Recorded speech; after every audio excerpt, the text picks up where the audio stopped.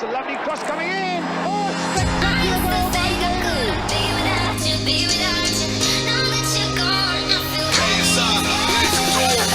When you said it was over, I knew I'd fallen too deep. You made my world feel perfect, then pulled it from under my feet. I cried for a minute, for a while I was trying to figure out what went wrong. Yeah, now I finally get it, and I see I don't need you to be here. I'm moving on. I used to think I couldn't be without you, be without you.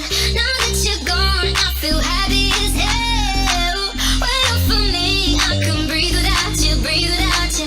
Now that you're gone, I feel lighter. I used to think I couldn't be without you, be without you. Now that you're gone, I feel happy as hell. Wait up for me, I can breathe without you, breathe without you. Now that you're gone, I feel lighter. I'm feeling so good like a fat man with a painting. Feeling so high like a black Yao Ming. Call me Godzilla cause I got a big heart. Went through war, got a purple heart. Needed my space, time, recovery. Now man's ace, quick, summary, new discovery. Losing that weight, post to the ground cause I'm just great. I'm way too slick with it, John Wick with it. I'm taking best shots and equipment it. More drinks with it, they're sick with it. Still end up in a bed with a chick in it. VVS one with my chain boss down. Been through a lot, now man's got a crown. KSI verified, stay scheming, stop believing, you know I used to think I couldn't be without you, be without you. Now that you're gone, I feel happy as hell. Wait up for me, I can breathe without you, breathe without you. Now that you're gone, I feel lighter. I used to think I couldn't be without you, be without you. Now that you're gone, I feel happy as hell. Wait up for me, I can breathe without you, breathe without you. Now that you're gone, I feel lighter. I cried for a minute, for a while I was trying to figure out what went wrong. Now I finally get it, and I see I don't need you to be here. I'm moving on. I used to think I couldn't be without you, be without you. Now that you're gone, I feel happy as hell. Wait up for me, I can breathe without you, breathe without you. Now that you're gone, I feel lighter, feel lighter, feel lighter, feel lighter, feel lighter, feel lighter, feel lighter. Now that you're gone, I feel lighter. Hello, everyone. Welcome back to another edition of On the Line Life Stories, where I speak to incredible individuals who are related to Aston Villa in some way about their life stories. And the man who's beside me today needs no further introduction. As I said before, I'll say it again, he's the speed demon himself, Mr. Tony Daley, former Aston Villa player. Tony, how are you? Good afternoon, Liam. I'm good, thank you. Yourself? I'm really good, thank you. And as I was saying before we're recording this, we've been in lockdown for months now. I know it's affected you with all your fitness work, but how have you found this period on a whole? Yeah, it's been extremely quiet in terms of work-wise as well, because being a strength and conditioning coach, everything's been locked down there. But in terms of myself, it's been quite good because I've learned new innovative ways to try and reach out still in terms of working online and my own personal development in terms of fitness. Gives me opportunities to work 2 or 3 times a week in the gym myself. I've got my own little setup, so it keeps me fit and healthy. So I'm quite happy. And of course, lockdown gives us as people the opportunity to reevaluate our lives and potentially learn a new skill or just do something new for once that potentially could change our lives for the better. What have you done throughout the past few months, as well as fitness, that you potentially is new and potentially has changed your life, as I said, for the better? Yeah, I mean, it gives opportunity. I mean, catching up with old friends you've not really taken for granted. You speak to occasionally, but reaching out. I haven't spoke to quite a few people probably for years, and just literally, everyone's doing Zooms and video, WhatsApp calls. I've been reaching out to them, saying how they are and everything. It's been, before you haven't got the time to do it, but it's been great. It's been nice to catch up with old friends, doing that as well. Also, as well, just things like learning things about online training and moving forward. I'm doing a bit of meditation now. I'm quite chilled anyhow. I'm even more chilled than I am. You know, there's certain things you can't control, and you don't get yourself stressed out about. I'm a lot more relaxed now as well. And it's nice to catch up with friends and family as well. Good man. So, of course, at the time of recording, we're one step away from the Premier League 2019-2020 season finishing. Of course, at the time of recording last night, Aston Villa scored massive 3 points against Arsenal. But just on a whole, I know you've attended some games as a co-commentator. How have you found adapting to a new normal regarding football? Yes, it's been very strange. I've had the fortune, or some would say misfortune, of watching every single game at Villa, even home and away. Obviously, I've seen them live, and I've managed to see the games, co-commentate on the away games as well. But watching Villa live, it's a completely different atmosphere. People got to realise that it's not the same. I mean, to realise how much the fans can make such an influence. Don't get me wrong, that you on the TV, we watch the games. It's quite easy to say, oh, then it's a slow atmosphere, it's a slow pace. It's not this, it's not that. It isn't. It's actually played, when you watch it live, it's actually played at a decent pace. It's just that you haven't got that interaction with the fans. The shouting and screaming, and the players feed off that. Of course, yes, they'll probably run an extra couple of yards or close down a little bit quicker. But you've got to realise as well, they've come back from being 3 months off playing football. It's completely different. To go out there, you'll see now the games actually start to get better when the players got fitter. Yeah. You might say they've been 3 months off doing work, but they've only probably done ball work for 4 weeks of that back with their clubs, and had no pre-season games. They usually cover in that 6 week period of pre-season. You can get anywhere between 4 to 6 games in. They've probably got a couple of games just regarding that as well. So it's been very, very difficult. As you can see, there's been an influx of injuries as well, as players playing.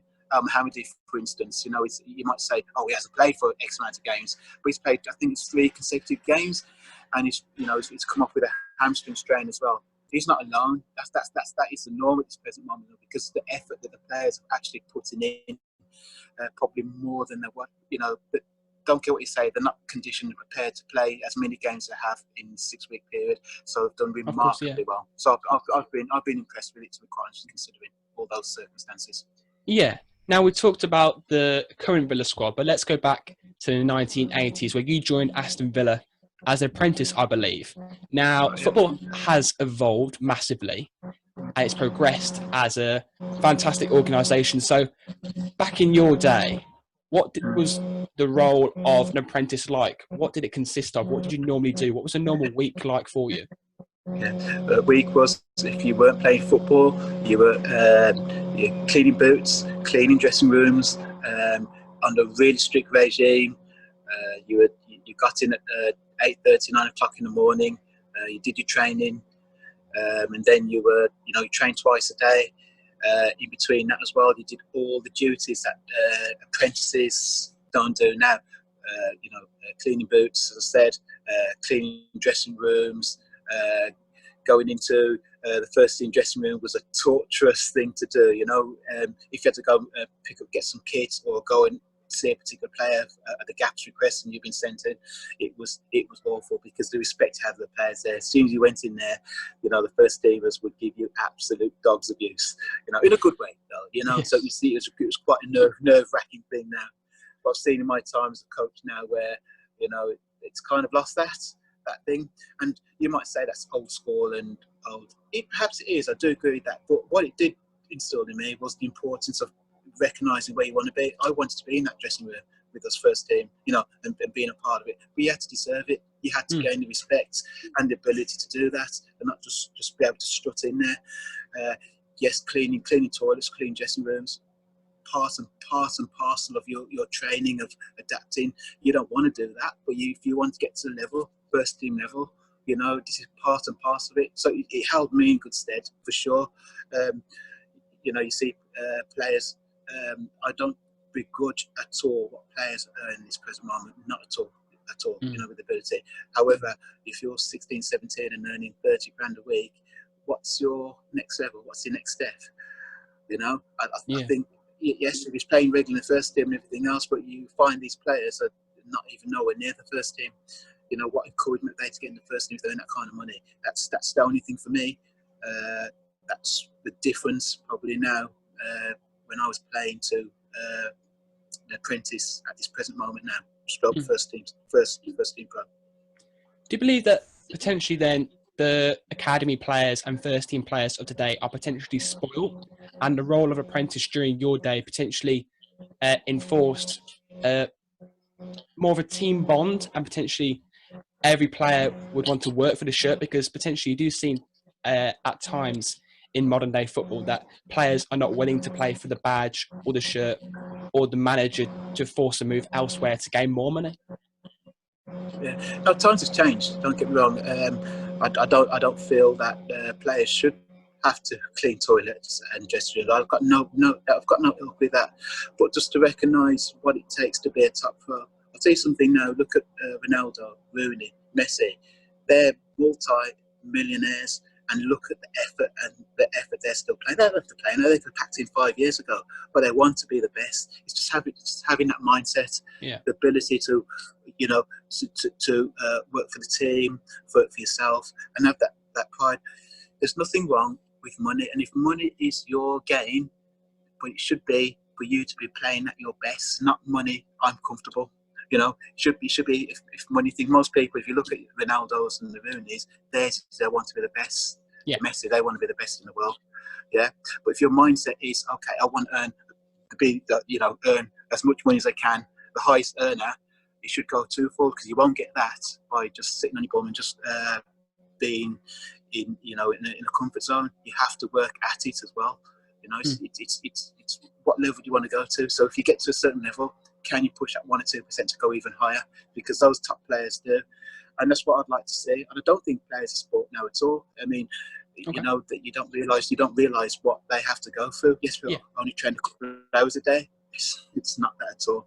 The things they have to do, the intensity they have to train every single day at a high intensity, at a high level.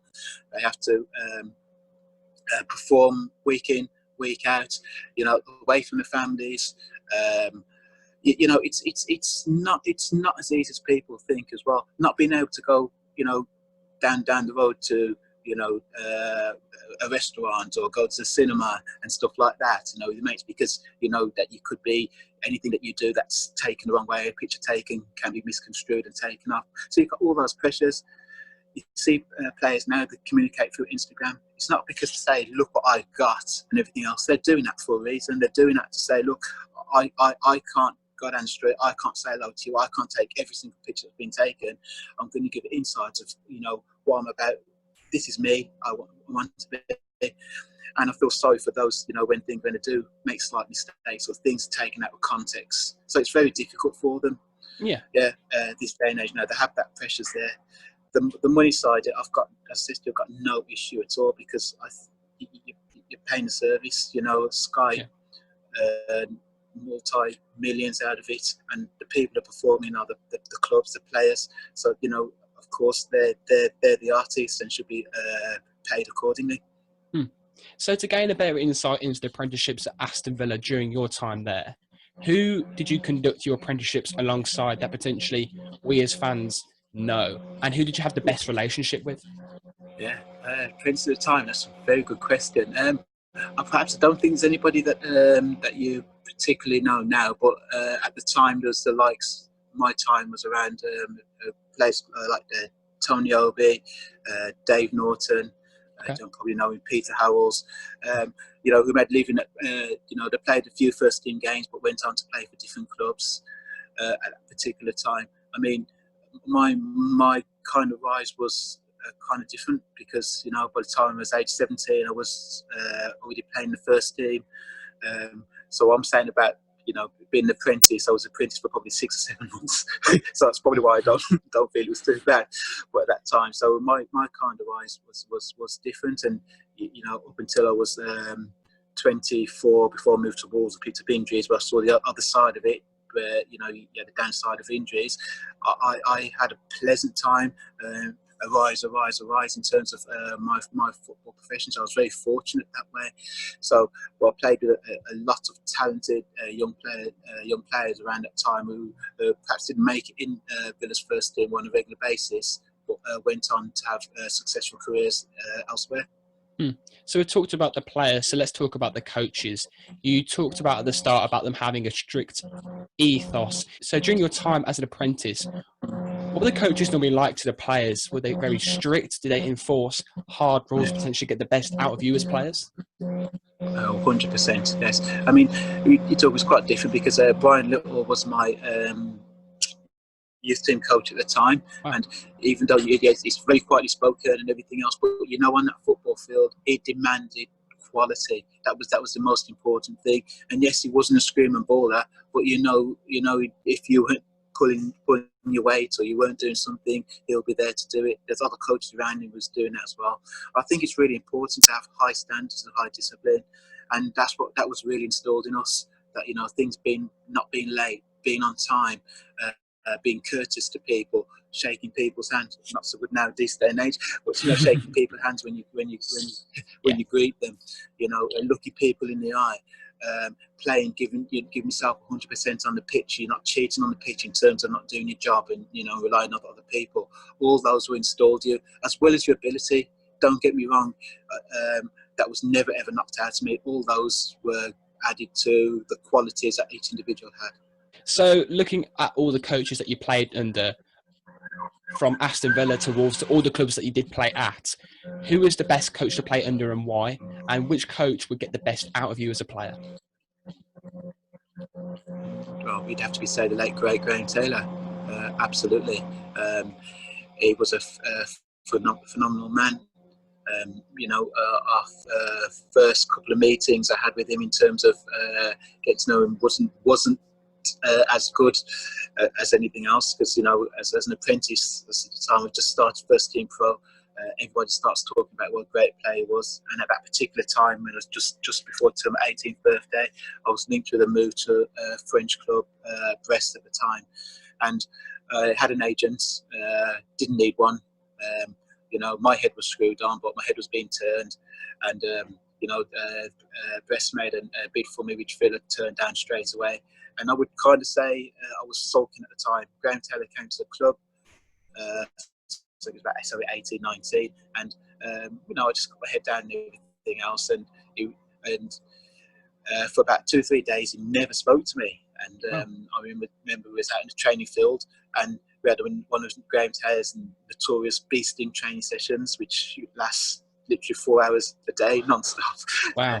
And we just got to the end of it, and we were having our usual half an hour debrief on the field, and you know, everyone's just looking around, just standing around as Graham Taylor's talking, and next thing I know, all I can hear is say people going, you, and I look up, and there's all the, you know, first team squad looking around at me, and he's turned around to me. I mean, I've been training with you now for 3 or 4 days, and I've heard so much about you, and I haven't seen a thing. He says, if you don't stop pulling your finger out, then, you know, you'll be down the road. That'll be Boom City. You know, now, you know, I'm not going for talent. You need to start working. So that was my first serious conversation with him, and I've never looked back then since. You know, I took that on board, of course, pulled my finger out, and you know, the rest is history in terms of what Graham Taylor did for my career. You know, as I said, he was somebody who knew how to get the best out of you. For instance, you know, there's times when I'm playing extremely well, you come in half time and you think you jack the lad, I've had a great game here, and like, you know, you go for the team talk, and at the end, and he goes, and as for you, if you don't trap that back post this time, I'm dragging you off or something like that. You know, for one mistake I've made in the game, could have been outstanding, and they go, yeah, that gets you back into, you're down to earth. And conversely, the other way, you know, there's times when I've tell you what, I'm an absolute shocker. I've been an absolute nightmare. You know, until I'm coming and go, oh, I'm gonna get it here. I've been poor, and again, he'll have the team talk, and then he'll start blaming the fullback or the midfielder. Why aren't you passing, Dales? Why aren't you passing the ball? He's our best player. Getting the ball, he'll destroy this team and everything else. And he's going, yeah. You know, and he made you feel $1 million, if that makes sense. So he knew how to get back to the second half. Then you go in and you go, yeah, I feel a lot better about myself now, you know, because he's expecting the worst, and then he's building you up. So he had this knack of his man management skills were outstanding, you know. And yeah, he was somebody you'd want to play for, and you'd run for a brick wall for. So you'd feel, if you'd lost the game, it hadn't played well, or for instance, when Graham Taylor got sacked from one of the Wolves at the time and from England, you felt it. You felt to your foot. Could you have done enough? It wasn't the case. Oh well, new manager, who's going to be in? You really felt for him. He was an outstanding coach by far. Again, we have established that you were brought into the first team at a very young age. So were there any older players with a lot more experience that took you in their wing and helped you and nurtured you into the great player that you became? Colin Gibson at the time was the left back for Villa. He was well experienced, and he gave me some great advice. Playing alongside him, if you weren't pulling your leg, he'd soon tell you. But what was good about him was that when you're playing well, the first to encourage you, but he kept your standards really high. His demands in that position, playing alongside him, was truly remarkable. And then there's Gordon Cowans as well. Yes. Gordon Cowans probably made my career in terms of his ability, left foot, right foot. Because he knew when once you got on the ball, I know I could make a run, and he'd put it on a sixpence for you, whether that's over 10 yards or 40 yards, he'd make that pass, so you were always making those runs. So for me as well, Gordon Cowans had a big influence on my career as well.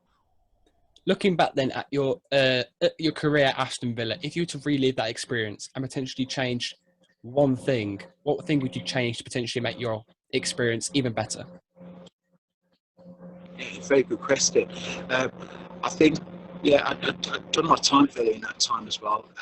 But looking back, I wish I could have had another year or two at Villa, because I picked up injuries when I went to Wolves. It didn't work simply because of the amount of injuries I picked up. But if I could have stayed injury-free, Villa were kicking on, and brought some fantastic players after the big one here, and when Bryan Little come back. Would have liked to have played at least a season under Bryan Little to see what I would have done. That would be my thing I would like to have changed.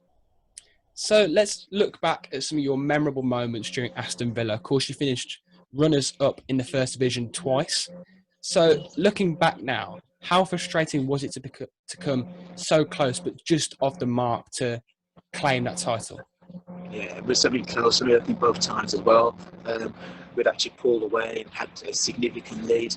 But as you say, the teams, when you're chasing, it's a lot easier to play. But as soon as we'd taken over the lead, especially against Man United, and both Liverpool first and Man United, it's tough and it's tough. It really, really is, and the pressure kind of got to us, I think, as well. I think we dropped points against silly teams, but we gave a valiant effort and we were beaten by the better team on both sides. So I think we did extremely well both those years to finish runners up.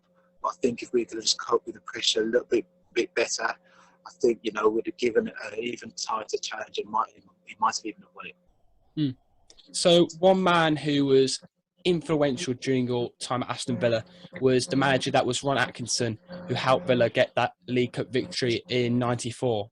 So what was it like to play under him as a manager? Yeah, Andre, Big Ron was completely different. He was definitely someone who he wouldn't be coaching. He'd use the players' abilities. That is, he picked a team of quality individuals and made them a team. I don't think he coached anybody into where they were. He just knew that the system he wanted to play, put those players into the system and let them play. What Big Ron was good was taking the pressure off the players. There's many times that when we hadn't performed, the team wasn't playing well, and he'd blame himself, or he'd bring up some other incident or something. But trust me, he'd be having a go at us behind the scenes, but he'd never do that publicly. He'd always protect the players. That was good for him, and he's somebody I had a lot of respect for, and loved my time playing under. So on the road to Wembley then, I imagine there were some major moments to get to that final. So who were the most influential players during that cup run for you, in your opinion? In my opinion, of course, there's Mark Bosnich, goalkeeper, and Dave Atkinson, for sure, late great Dave Atkinson. Mark Bosnich, I remember we played a cup game against Sunderland, and we won. I think we won that game 4-1. I think it was as well. And we could have been, if it wasn't down to him, full stop, We could have been 4-0 down the first 20 minutes. Even during that game, as well, he made some outstanding save. That's probably the best individual performance I've seen from a goalkeeper in my entire career. He was unstoppable, unbelievable. Because the saves he pulled off was awesome, and I think he scored most of our goals on the counter attack during that time. And during that run, including the penalty save he did in the semi-final against Tranmere, for me he was definitely MVP in terms of that. Dane as well had a big influence as well. Daley for me was one of the best uncapped English players I had the pleasure of playing with. On his day, unfortunately, I would say to you, on his day, I'm talking with that as well, he would be unplayable. I mean, sometimes in training sessions when you watch him, and what he had, yes, he's big, strong, powerful, but you add that to his pace, his trickery, his ability to use his left foot, right foot, hit the ball. You've seen anything like it. You've seen the games, you've seen the goals he scored there as well. It's only if he could do that more on a consistent basis. The same could be labelled at me, of course, as well. But I'm just saying to you, as it is, then he would be no doubt would have won England caps. What a player he was. So I would say those two definitely. I do remember that goal. Was it against AFC Wimbledon, I believe, when he chipped it over? Correct, yes. Good goal that was, wasn't it? Awesome goal, yeah. Awesome goal. It was, yes. Let's talk about some of your... We talked about other players, but let's talk about some of your personal moments, your best moments during that cup run. What do you believe they were? Yeah, I think there's two. Both legs of the semi-final against Tranmere. For me, would be the ones that most stand out.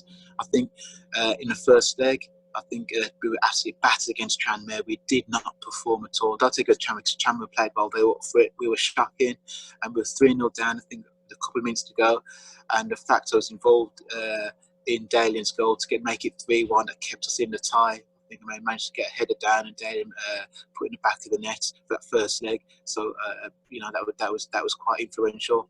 And also in the semi-final, being part of that again was the most exciting, most nerve-wracking game I've ever been involved in. We can look back at it now and enjoy it, but even when I watch it back down to the penalties, get Daley getting the head as well, causing a cross for Daley to score the header that made us go into extra time and penalties, and in scoring the last penalty as well. Mike Bushing that save as well were probably the most memorable times from that semi-final. Do you still speak to any members of that League Cup winning squad now? Yeah, I mean, you see, and I speak to Andy Townsend. They do bits and pieces for the media for Aston Villa, and during that time as well with the games, I still see Andy Townsend. Still speak to Ray Houghton quite a bit through that as well. And those probably non-squad players that didn't play, Bryan Small, very good friends with Steve Froggatt, still speak to on a regular and see on a regular basis. Yeah, so but usually though you keep in touch usually when you have events or at games, and when you come back and see together, it's just like old times. Nothing forgotten, same old banter. And it's great to keep in contact with those players. Yes. You made over then, looking back at your whole career at Aston Villa, you made over 200 appearances. So coming back now, doing your media work, do you still get that same feeling entering Villa Park as you did as a player? Without doubt. I mean, I can tell you now, even empty stadium last night, the atmosphere before, the importance of the game, seeing the players close up, in fact, how much they wanted the game. I mean, seeing the players before the game said, we're going to do this here. You could just see it and feel it. It's completely different now as well, though. I'm a bit more relaxed in terms of that now because I watch the game as a fan. When I'm not doing a commentary, you have to be bit more reserved. That's difficult as well. But when I'm watching the game as a fan, and I can see how fans get carried away, because many a time I've had to jump and go, "Oh, what's he doing there? Why didn't he pass that?" And I have to slap myself and go, "Come on, I've been there a million times. It's easy watching football from up there." So it's good to have that different view where you can see things and you still get frustrated with players. Jack Grealish has been outstanding, and I've been frustrated with Jack Grealish last couple of games, but understand that the whole Villa Nation's soul's on him. There's a lot of pressure on his run. You can't perform week in, week out. certainly did against Arsenal the other night for sure, and I thought against Crystal Palace just coming to the fore. But even then, you have to put a check on yourself and go, hang on a minute, come on, he's been Villa's best player now, everything else. And, so I mean, little things like that. So it's good to have, be looking at both sides of it as well, so you can enjoy the game as a fan, but also understand the pressures that players are going on. So you can recognise both. It's good to have that. Talking about the role that you do pursue sometimes, the role of a co-commentator, how much do you enjoy working alongside fellow media professionals?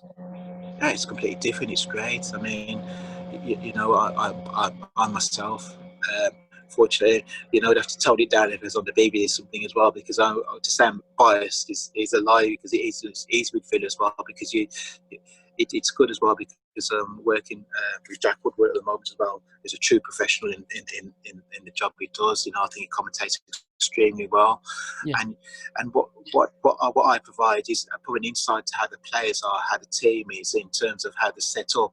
Or you might say, oh, how did he miss that? Well, I can tell exactly miss that. It's not as easy as you think, kind of thing. So I try to give a player's perspective and try, to reason to why that. I don't even go the opposite way. People say, oh, that's some luck. And I go, no, we should have done better there, really. We had this time.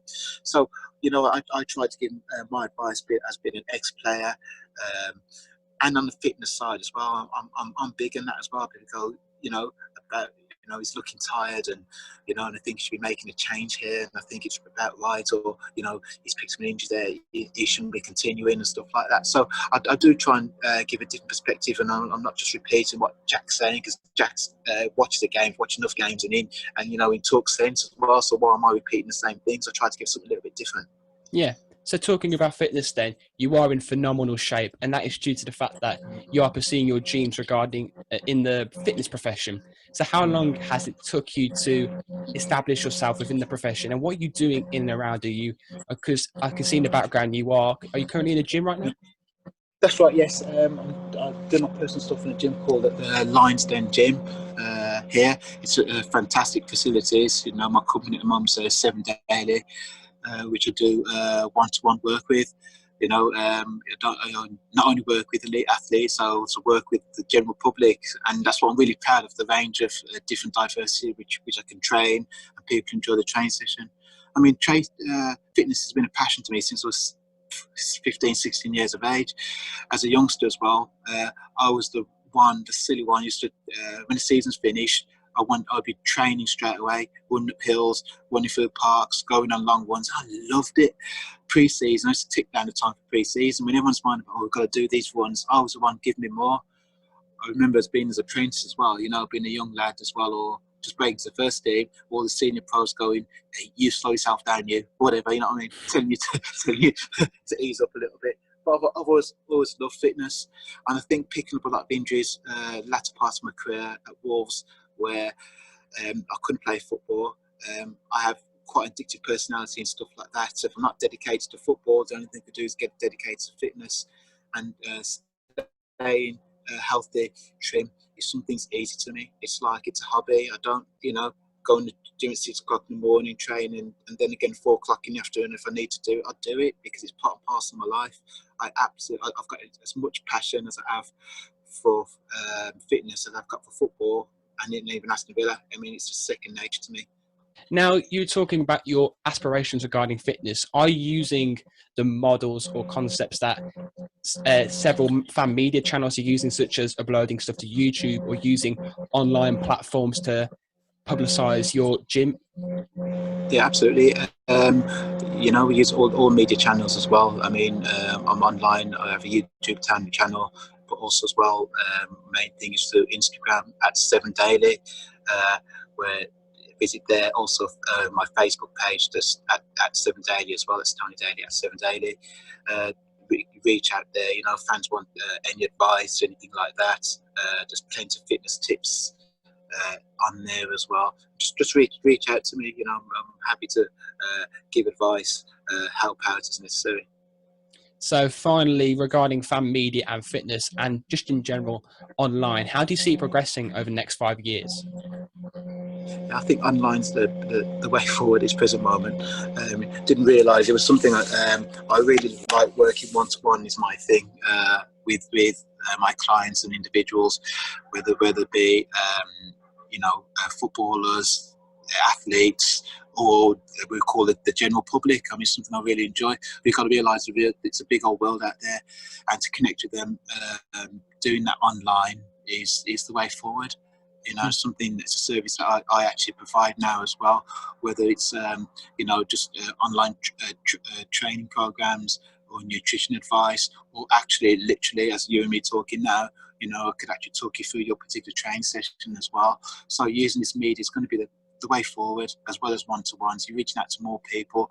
People's lives are so much busier now, and people have their own individual gyms. In terms of, when I say gym, a gym could be your bedroom or your lounge, where you've got whether a kettlebell, some resistant bands, or you've got a full-out gym in a garage.